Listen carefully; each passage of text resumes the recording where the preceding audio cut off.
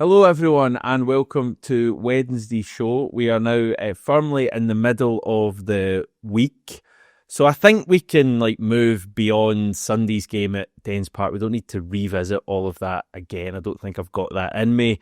We do have a game tomorrow night to look forward to / dread, depending on how you're feeling. But it is the Europa League, and while you might not be feeling particularly up for the match, it is still a very important game for Celtic for a number of reasons that I'll go into. So we can do that, talk a little bit about team selection, some of the players that I hope will come in versus what is realistic under Brendan Rodgers, maybe a little bit in Sturm Graz, and I'm going to shoot down the report that came out about Ange Postecoglou yesterday, so that should be fun.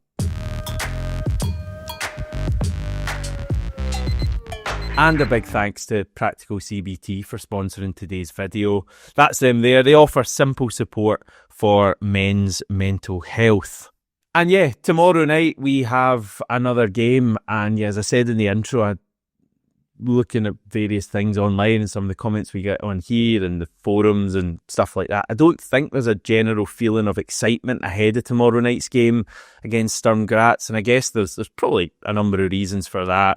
The main one being that it's very hard to be excited about anything relating to Celtic at the moment. That is the cold hard facts. And I think with Sunday's game as well, this coming Sunday's game against Hearts at Tynecastle, such a kind of big domestic match. I think a lot of people are prioritising that. So all of that contributes to tomorrow night not feeling like a particularly big game.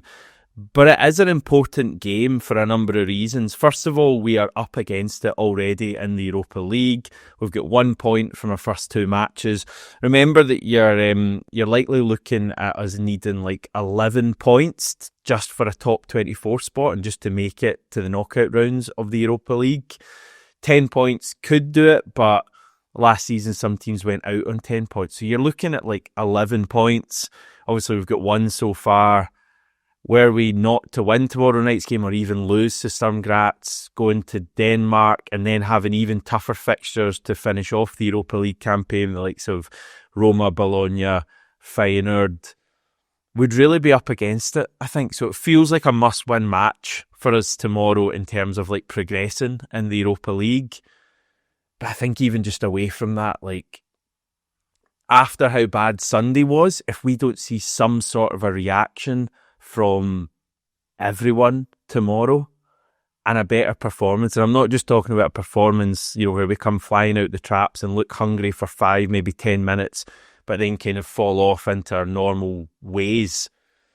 If we don't see a real improved Celtic tomorrow, then I think it will just add to the feeling that a lot of us have at the moment, maybe even me, that we're doomed. So we'll have Brendan Rodgers chatting to the media later today from Celtic Park.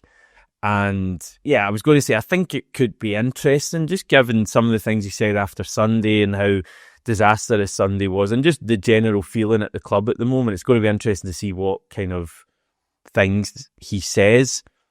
I was writing that down thinking, almost just by default, I was saying this will be interesting. Then I was kind of thinking, will it? Because I feel like Brendan Rodgers is probably just going to come out today and give us the usual, we need to work harder, stick together, and I'm hoping to see an improved performance tomorrow night.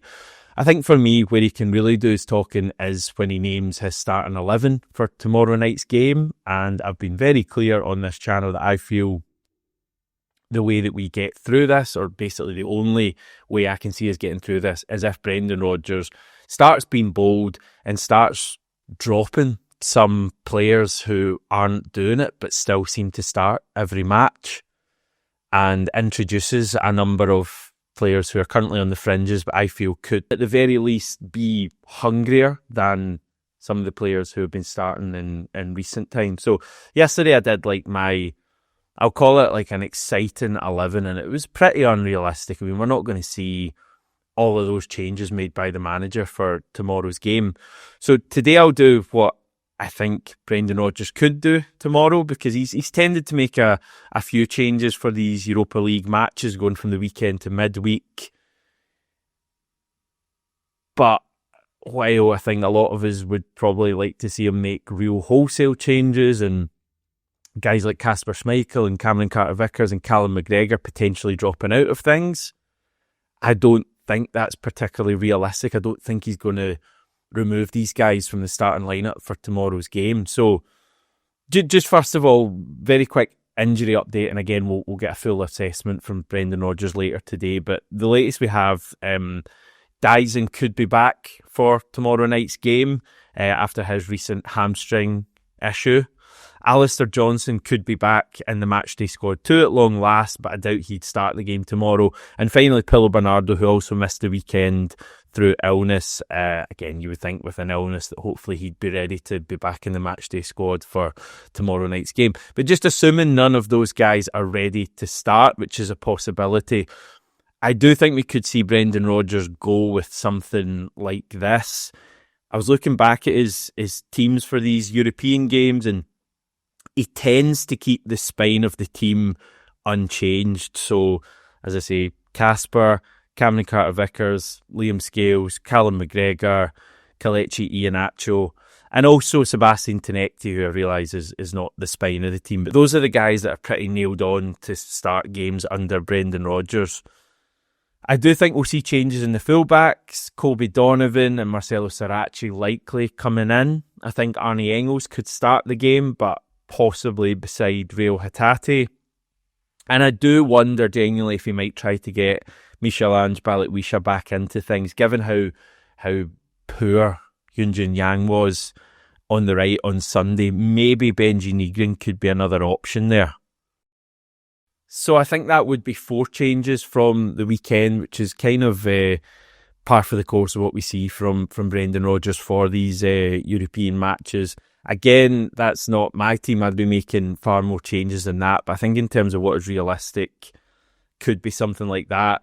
Would you feel any better about that team? I think so. I think there's a few players in there that I want to see given a bit of a run that, as I say, at the very least, must be hungry, having watched the dire performances from the bench in recent times. So hopefully we see something like that.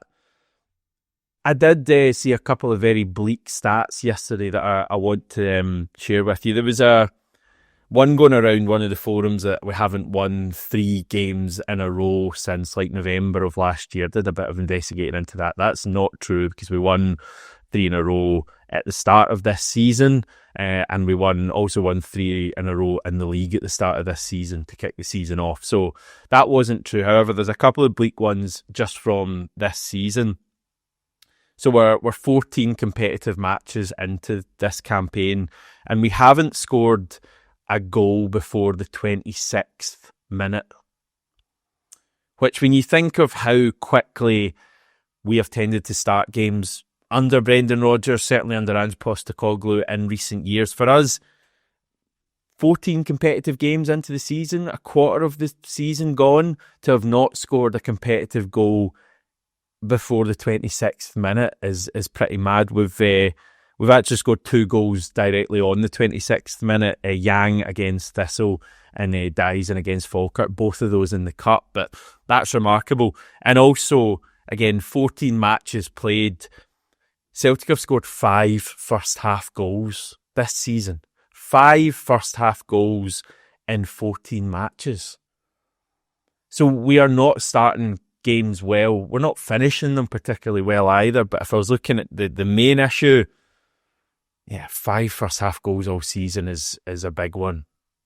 And just in terms of tomorrow night, our opponents don't have the same issue. They're scoring quite freely. I think they won 4-3 at the weekend, Sturm Graz.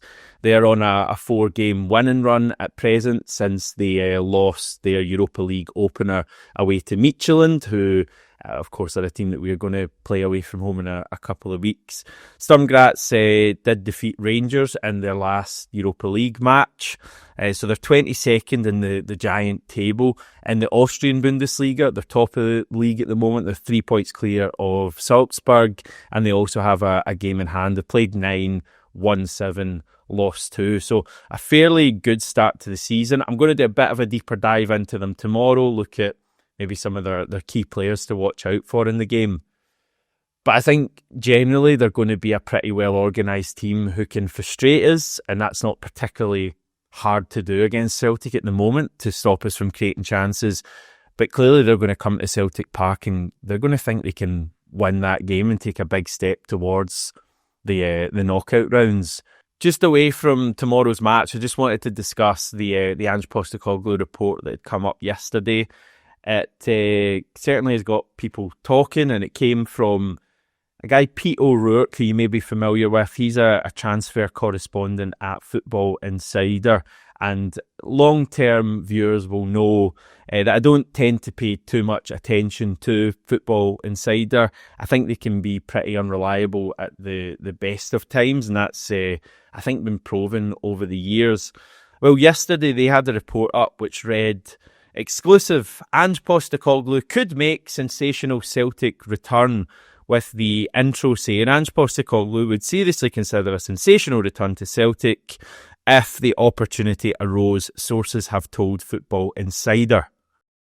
Unsurprisingly, there's not a great deal of other information in the article.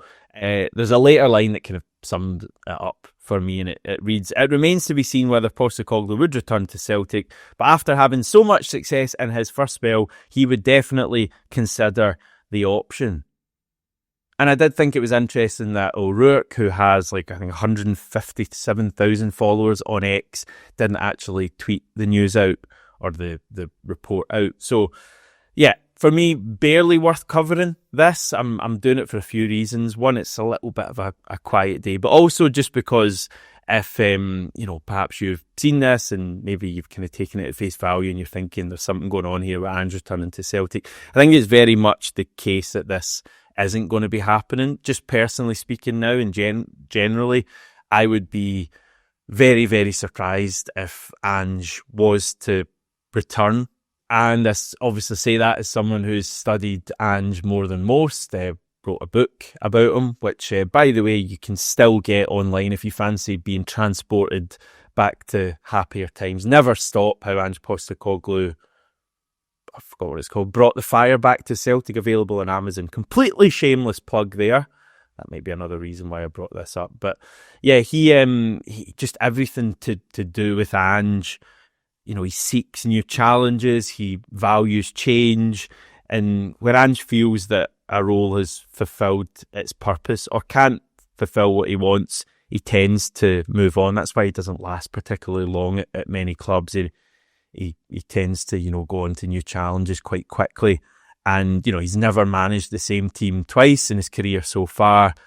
And I think it would be going against, a lot of what he feels about football management and challenges if he was to return to Celtic. So I guess there's going to be speculation while he doesn't have a job, and again, without knowing for sure, I think he might take a little bit of a break now, given that he jumped back into the Nottingham Forest job quite quickly after Spurs, and it obviously didn't go well. I mean, ridiculous how quickly they got rid of him, given that generally it takes a bit of time for things to work with Ange. But yeah, I think he'll probably take a little bit of time off now, so the rumours will probably continue. But I just think if you're hoping for an Ange return to Celtic anytime soon, you're going to be left disappointed. And I think, to be honest, as much as I clearly would want him back, because those couple of years, as we'll all know, were incredible. I think there's an argument that after Brendan Rodgers, Celtic need to go in a new direction anyway. Doesn't say much about the imagination at the club if we keep going back for former managers for the second time, like Neil Lennon and Brendan Rodgers, as well as some players as well. Yeah, that's the situation. I don't think there's going to be, any return for Ange to Celtic, but I'm sure the various websites needing their clicks will continue to kind of peddle that stuff. Anyway, I'm boring myself now. I'm going to go and head off. Back tomorrow morning, we'll do the kind of pre-match video first thing tomorrow. I'll go through Sturm Graz a little bit. I'll cover anything interesting Brendan Rodgers has to say at today's press conference, and of course any other news that goes on. So chat to you then.